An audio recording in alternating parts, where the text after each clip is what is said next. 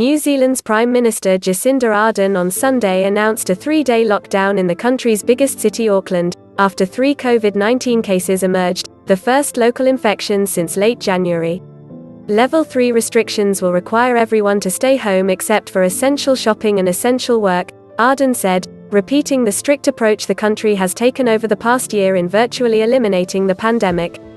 "We have stamped out the virus before and we will do it again," Ardern told a news conference in the capital, Wellington.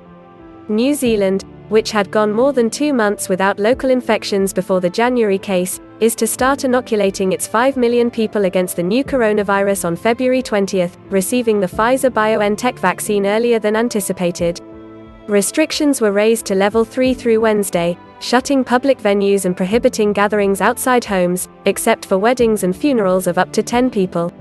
Schools will stay open for children of essential workers, but others were asked to stay home. Sunday's cases were a couple and their daughter in Auckland, the first local infection since January 24. Health authorities are trying to find out whether these cases involve any of the new, highly infectious variants and how the family contracted the virus, Ardern said. 3 days should give us enough time to gather further information, undertake large-scale testing and establish if there has been wider community transmission, she said. "That is what we believe the cautious approach requires and it's the right thing to do."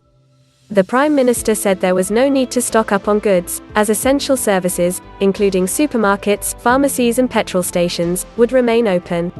Still, long queues formed outside Auckland supermarkets, and pictures on social media showed empty grocery shelves. Airlines have been contacted, as the woman in the infected family works for an airline catering company, LSG Skychefs, where she mostly works in laundry facilities, officials said.